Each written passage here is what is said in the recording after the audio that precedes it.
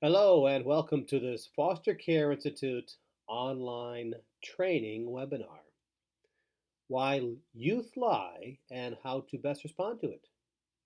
I'm your host, Dr. John DeGarmo, founder and director of the Foster Care Institute.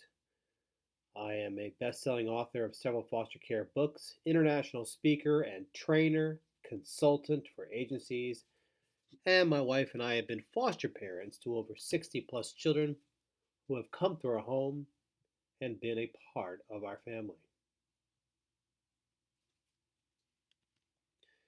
During this Foster Care Institute training webinar, we will be exploring why youth in foster care might lie and how to best address it. Our two key objectives are to increase your awareness of why youth might lie and how to best address it, and give you some strategies and some tips designed to help staff as they help youth from lying. Now, it's important to recognize the type of anxiety that teenagers feel when they're placed into a foster care system. This might help to explain why they might lie. To begin with, I want you to imagine a teenager who has been removed from his home, perhaps suddenly. In fact, my first placement was at 10:30 at night. Perhaps the teenager is removed from his home around that same time, removed from his mother and his father, perhaps even his siblings. He's removed from his bedroom, his pets, his belongings, his house, his home. He's removed from his relatives, perhaps aunts, uncles, grandparents, cousins, maybe even older siblings. He's removed from his friends. He's removed from his school and schoolmates. He's removed from everything and everybody he knows late at night, perhaps, with no explanation. And he's placed into a foster care setting, a residential home, a therapeutical home, a group home, if you will. And he is told this is his new place to live, and he is expected to follow those rules and expectations that go along with the residential facility.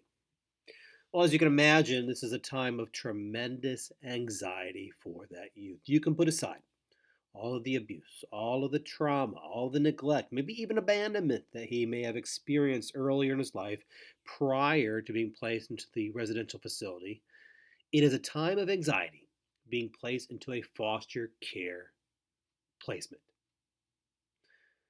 Not only that, it's a time of tremendous confusion. He might not understand why he has been removed. He might not understand why he's been taken from his family. He might not understand why he's now living in a place that he's never been to before, a place filled with people he does not know, a place filled with adults who are telling him what to do and what not to do, maybe even a new school system. He's confused. He is most likely very, very afraid as well. Will these new people hurt him? Will these new teens that he's living with hurt him? Will his staff betray him in some way like the other adults in his life? He might be afraid that he may never see his family again. He might be afraid that nobody loves him. Along with this, for so many teens placed in the foster care system, there's a great deal of anger as well. He might be angry at his family, his birth parents, his biological family members, for betraying him, for abandoning him, perhaps, or maybe angry at the abuse he has suffered from others who've said that they love him. He might be angry at the caseworker, at the foster care system. He might be angry at the staff and the youth who now live at the residential facility with him, or the staff that work alongside him. He might be angry at a caseworker, perhaps a CASA member, perhaps the judge or judicial system. He may be angry with everybody. He may be angry with himself as well, believing it was his fault. And finally, for youth placed in foster care, it is often a time of distrust as well. They feel that they cannot trust anybody because those that they have trusted, perhaps their parents, their family members, maybe even their grandparents or other relatives, they may feel that these family members have let him down, have betrayed him in some way, betrayed him so much that he's now being forced to live in a facility in an environment he did not ask to do so, asked to live with. Very simply, for these teenagers placed in the foster care system is a time of complete loss of control. No control over any aspect of their life. No control of being removed from their home, being placed in a facility, being placed with other teenagers their age that they do not know, being placed in an environment where there are now expectations and rules they don't understand or do not wish to follow. Very simply, that young child, that young adult, if you will, that young adult is scared and he is afraid. So, for many teens in the foster care system, a lie comes from a place of fear. A lie is a result of being afraid, of having no control whatsoever. So, why does a teenager lie? Why does a teenager living in the facility that you work with, why does he lie? Perhaps a teenager lied to you today. Perhaps a teenager lied to you yesterday or last week or recently. Why might they do this? Even though the facility he lives at is one that is safe, has stability, has consistency, has great opportunities for him, why does he still lie?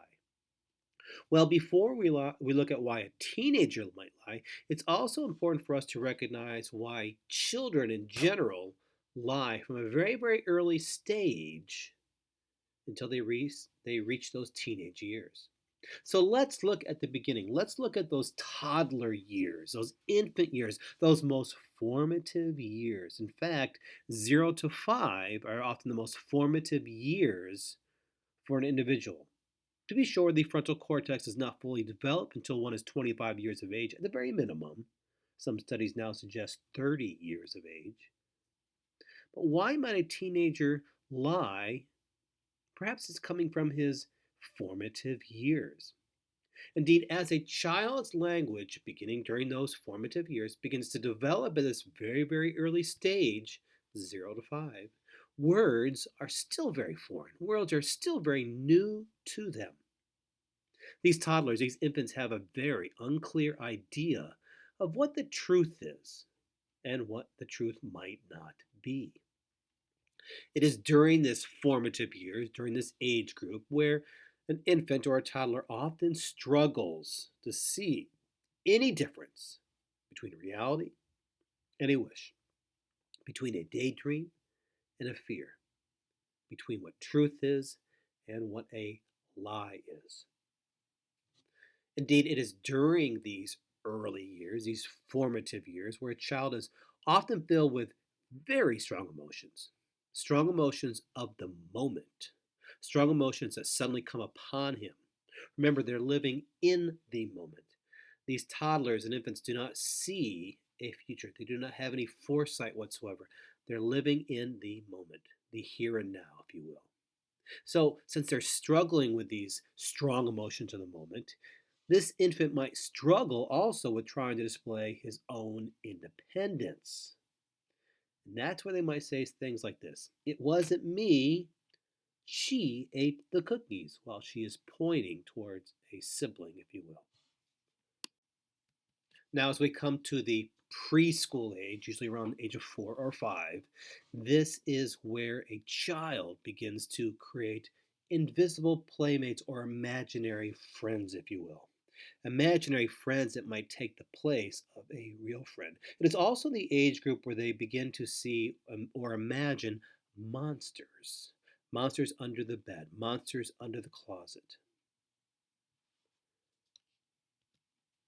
Now, during this age group, this 4 to 5 years of age, a lie could be completely irrational, illogical, in fact, a crazy or wild lie to you. But for the child, it might be a way for him during this age group to process information, to process the world around him, the world he's beginning to discover, if you will. Process new ideas of doing things. Remember, he's learning, and this is a formative years, and every time he experiences something new, he's learning. So he's trying to process all of the new information, all of the new sights, all the new smells, all of the new ideas in a world that is outside of his bedroom, outside of his home, a world around him. So he might lie as he's processing this information. It's also during this age group where a child often has a very wild, if you will, imagination. Now, this life of fantasy of our imagination can be healthy because this life of fantasy can stimulate imagination. And we all know how important imagination can be for all of us. This is how we create new ideas. This is how we create new ways of thinking. So it's important to recognize that a life of fantasy for this young age group can be healthy as it helps to create or stimulate imagination. And then we go to school age children, this children who are just entering school. Now, is during this stage where a lie might progress and it might become even more common. And it's also during this stage where children begin to test their boundaries. They begin to test the rules and expectations that are placed upon them. They begin to test, perhaps, their parents or their caregivers, doing so to try to see how far they can get away with something, if you will. Now, for teenagers, a lie might be an attempt to try to get out of trouble. A lie might be an attempt to skirt a punishment or to get away with any consequences. For example, perhaps a teen broke a rule in the residential home and he might lie about it. Or maybe you asked her if she turned her homework in at school and she says yes, but she in fact did not. Perhaps he got in trouble at school. Now, let's recognize this. Youth in foster care struggle in school. Indeed, your average teenager in the foster care system, on average now, is 18 months behind academically and struggles with reading and math. Indeed, school is often the last place a teenager in the foster care system wants to be for a number of reasons. A number of reasons which we do a deep dive in the book Helping Foster Children in School. So perhaps he got in trouble at school and he lies about it. Or maybe she broke something at the home and you asked her about it and she denies it and places the blame upon somebody else. Maybe the teenager is filled with anger issues or has reactive attachment disorder or some type of other disorder and he hits another resident. And when confronted upon it, he might lie about it. Maybe you've asked her to help with the chores, taking out the garbage or helping with the kitchen, the dishes, or maybe sweeping the floor. And you ask her if she did it, and she says she did, but she in fact did not do so. And these teenagers are lying to try not to get into trouble. In fact, to get out of trouble. Now, for many children and youth in the foster care system, they've never had a parental figure pay attention to them in a positive way, in a positive fashion. Now, you may have experienced many teens being placed into the facility that you work at who have had parental figures who have not paid attention to them in a positive way. In fact, many teens or many children in general in the foster care system have never had a parental figure pay any sort of positive, loving, caring attention to them. Indeed, it might be the opposite. Maybe any time a parental figure spoke to the child, it was done so in anger or in abuse, perhaps physical, emotional, sexual, or even verbal abuse. So, as a result, a teenager might lie simply trying to get some attention from you. Remember, he is craving positive attention from people like you. So he might be lying, trying to impress you, if you will, trying to get your attention. Now, youth in the foster care system often feel their disappointment to their relatives and their family members. They are a disappointment to their caseworker, their therapist. They're a disappointment to their teachers and other adults in their life. They're a disappointment to the staff members and other residents of the facility. So they might be lying in an attempt not to disappoint you. Now, along with this, a teenager might lie in attempt to avoid some sort of pain. For those teens who have lived a life of abuse, who have lived a life of neglect, who have constantly been hurt physically, sexually, emotionally, who have suffered tremendous abuse, who have been neglected, a lie might be a way of avoiding additional pain. A lie might be a way of avoiding trouble. Because every time they spoke at home, it resulted in some sort of abuse, of some sort of pain in their life. So a lie is done to protect himself. In fact, a lie might be some sort of survival skill on his behalf.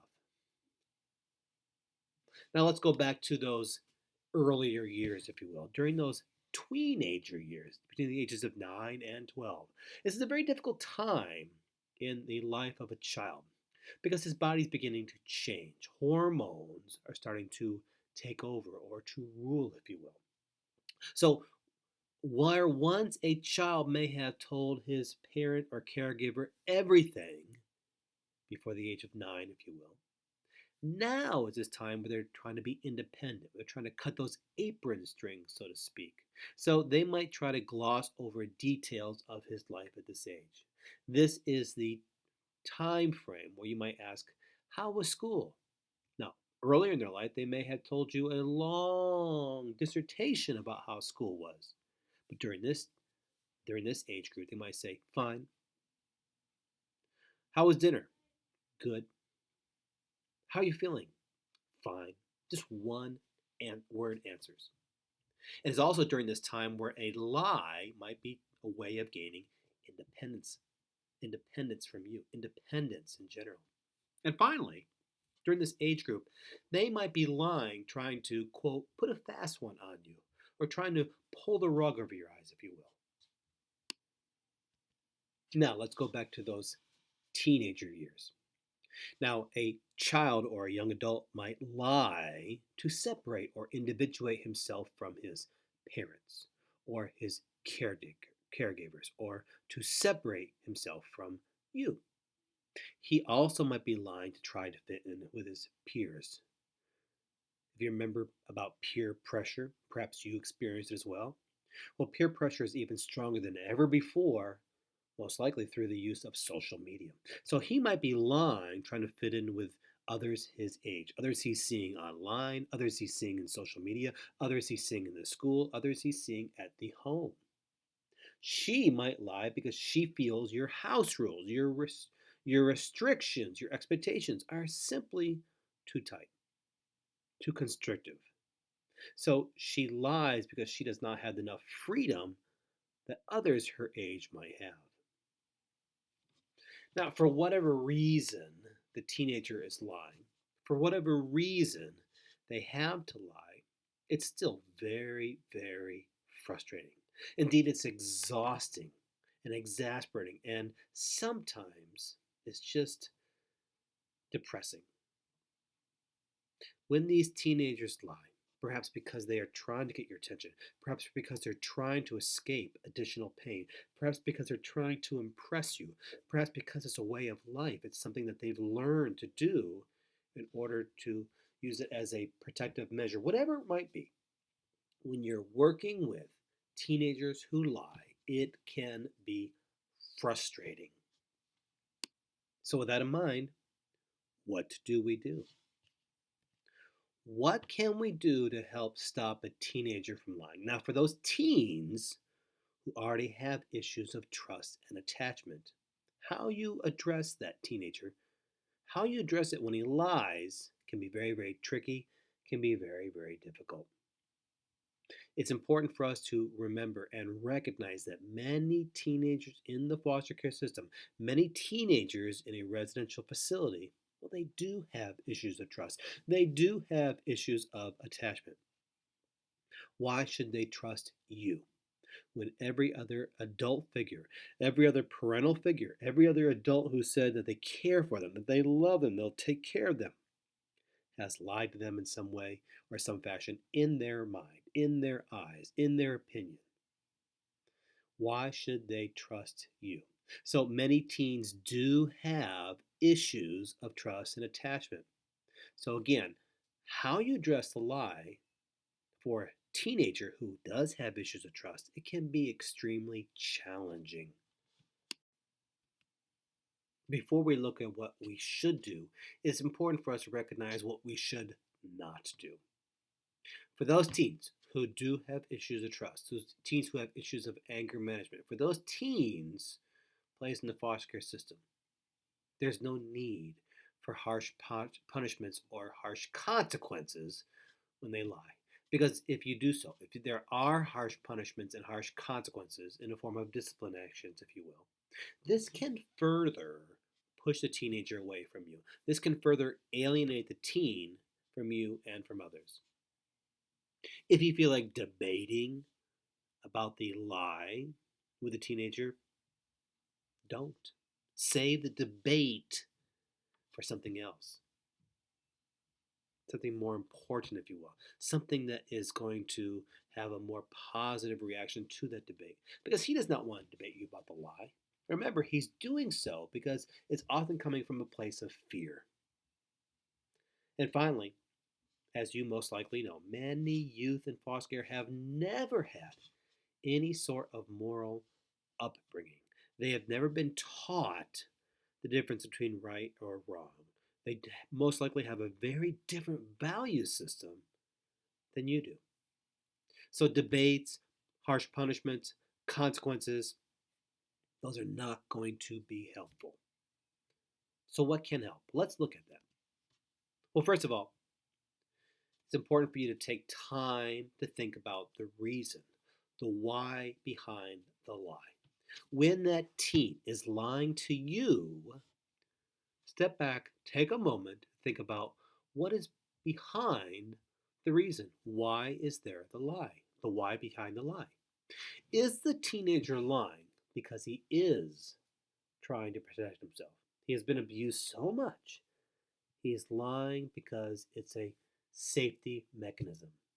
Or is he lying because it's habitual? It's something he's used to doing. He's been doing it all of his life. Is he lying because he's afraid? He's afraid of further discipline or consequences. He's afraid of being caught and being punished yet again. He's afraid of maybe being kicked out of this facility and being placed someplace else, going from yet another home, if you will. Is he lying because he's trying to impress you or get your attention? Again, when he lies, take a moment, think about what is the reason behind the lie. And when you have taken that time to think about the reason, you're better equipped to address it. You have a better understanding and deeper insight into why that child might be lying. Now, when you see the teenager is about to lie, or maybe he's in the middle of the lie, stop him. Stop him then and there. Indeed, ask him to stop. Stop talking, take a moment to think about it, and start over again. Ask him to tell you what really happened. Ask him to tell you the parts that he remembers to be true. And it might sound like something like this. You see he's in the middle of a lie or he's about to start a lie, and you can see it, you can hear it. Say, okay, I want you to stop for a minute, please. I want you to think about what you're going to say, and then please tell me from the beginning. And tell me what really happened. Please tell me what you remember to be true.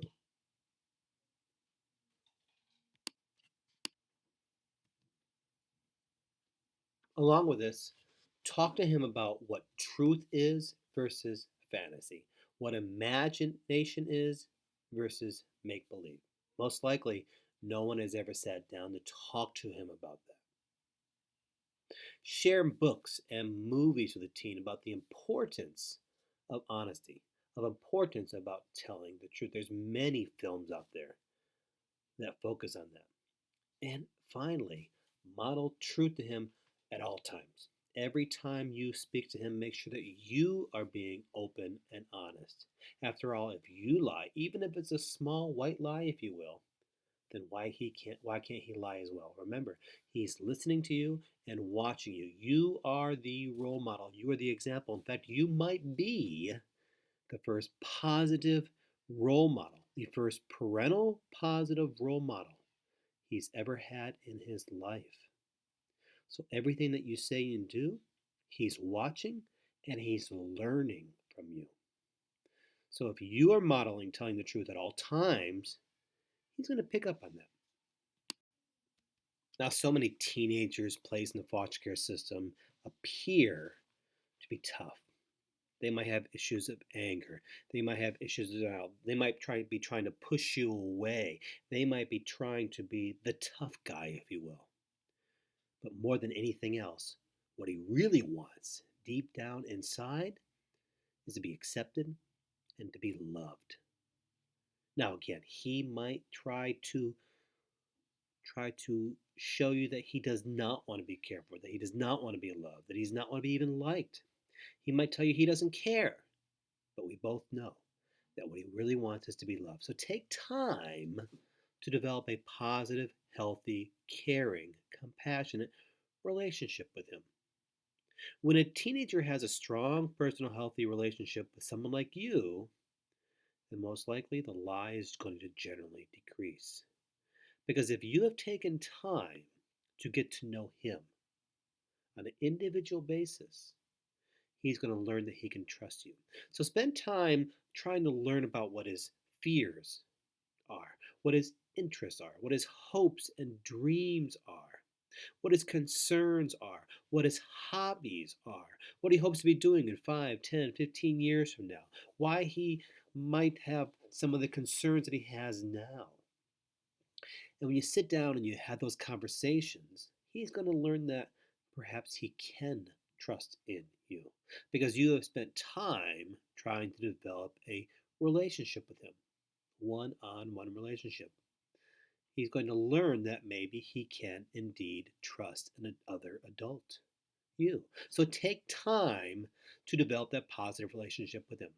Go play basketball with him. Sit down on the couch, might play some video games with him. Ask him to help you with cooking or maybe going shopping together. Help him with his school homework or just sit down and have a conversation in general. Indeed, you might be the first adult who's ever asked him those sort of questions. You might be the first adult who's ever sat down with him and tried to have a conversation in a positive, healthy way.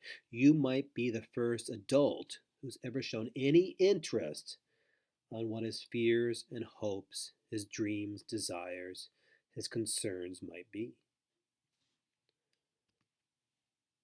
So create an environment where that teenager knows she can come to you anytime, any moment, freely without judgment, and share her thoughts, share her feelings, share her concerns with you. Now, this is going to take some time. It's going to take some time to create an environment of trust. When she is first placed into the residential facility, remember, she's probably not going to want to be there. She may be trying to do everything she can to sabotage it, perhaps. She might be filled with so much anger, or maybe even guilt, believing it was her own fault. Whatever it might be, it's going to take time for her to learn that she can trust somebody else. So take that time to create an environment where she knows she can come to you and talk to you anytime. And when she finally does, when she feels comfortable enough to know that she can talk to you, it's important that you give her your undeniable attention, undivided attention. Put the phone down. Stop working on the computer or filling out the paperwork. Stop the cooking or the cleaning, whatever it might be. Stop what you're doing, turn and face her, and without any judgment or criticism of any kind, just listen. Let her talk to you. Allow her to feel that she can trust you. Again, this is most likely going to take time, but when she feels that she can trust somebody, again, the lies will most often decrease. Now, when she does lie, remind her that even though she's made a poor choice, even though she has lied, you still like her. You still care for her. Reassure her that even though she may have made a poor choice, she still is liked and cared for. So display this unconditional love with your words and your actions. In fact, as we both know, actions speak louder than words. So show her through your actions that even though she has lied and made another poor choice, remember, it might be habitual, you still like her and care for her. For so many youth in the foster care system, they've never had anybody believe them, or more important, believe in them. There's been no adult, there's been no parental figure that believes in them. You need to believe in them. You need to be that child's personal cheerleader. You need to be that child's personal coach. You need to be that child's personal person who rah-rahs them, who lets them know they're doing a great job. So give that person the opportunity to tell you the truth. In fact, catch them in the act of telling you the truth and praise this behavior. When you feel that she's telling you the truth, let her know that you're grateful for it. Let her know that you are appreciative of it. Let her know that you're so thankful and you praise that behavior. Let her know that you believe in her, that she can accomplish anything she sets her mind to, that she can make good choices, that she can accomplish great things, and that she is important and that she's cared for, and again, that you believe her and you believe in her. So when she does tell the truth, allow her more opportunities, more privileges. Maybe it's staying up 30 minutes later to watch a movie. Maybe it's having dessert. Maybe it's going to the movie theater or choosing the movie everybody can watch together. Maybe it's a new game or maybe more phone time, if you will. Whatever it might be, and whatever your facility allows, give her more opportunities and privileges. Again, check with your supervisor to see what those privileges might look like. For that teen who grew up in an environment where there was constant verbal abuse, where her parents or caregivers called her every negative name under the book, who were always yelling at her, always shouting at her, always cursing or swearing at her, always demeaning her, always belittling her. Well, that's the environment she grew up in, and that's all she might know. So she might do the same to you, particularly if she's lied to you and she's caught in it. She's caught in that lie. So she might yell and shout at you. You do not do so in response. Do not yell. Do not shout at her. Even when she has lied to you, if you yell back or you shout back, it's not going to help whatsoever. In fact, it's going to even be more detrimental. It's going to be more harmful. The teen may have always been yelled at before moving to the home. You need to remain calm. You need to respond in a calm and compassionate fashion. You sit down with her and you discuss the problem in a calm fashion. Now, if you feel that you need some time off, so to speak, or time out, if you will, to calm yourself down, then take it. Step away for a moment or two, count to 10, and then when you have brought calm to yourself, then go back and discuss the problem with her calmly. Again, if she's yelling at you, do not yell back. It will only make the situation worse.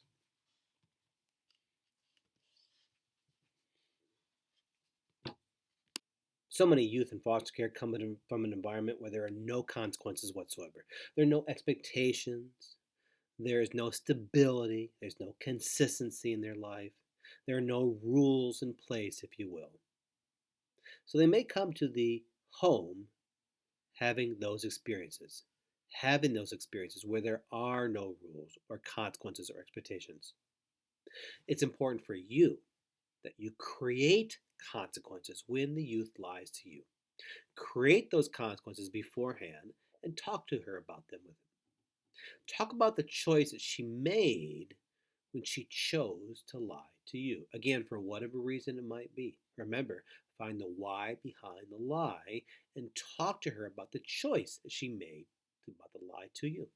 Remind her that there's going to be consequences to every choice she makes, positive consequences and negative consequences. And when she does lie, not only remind her the consequences, but remind her that she's still liked, she's still loved, but a lie is a choice that will not be acceptable in the household, at the residential facility. Even though she lies, it's not acceptable. A lie is not something that will be acceptable in the home. Again, remind her the consequences, remind her that she made a poor choice.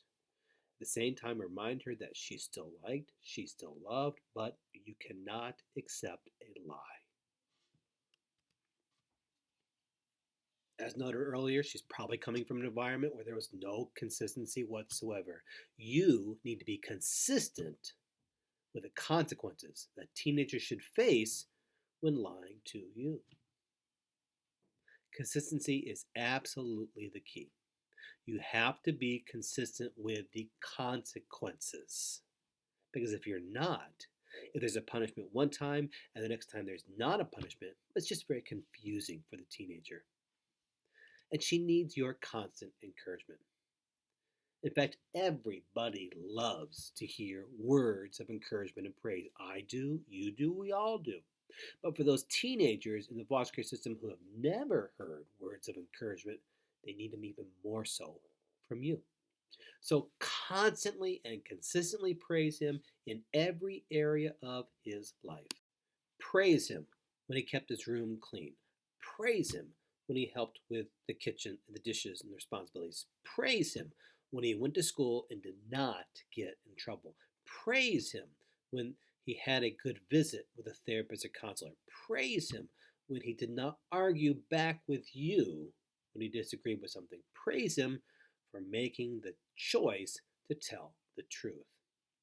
And let him know that you understand how hard it can be sometimes to not only tell the truth, but to make good choices at times.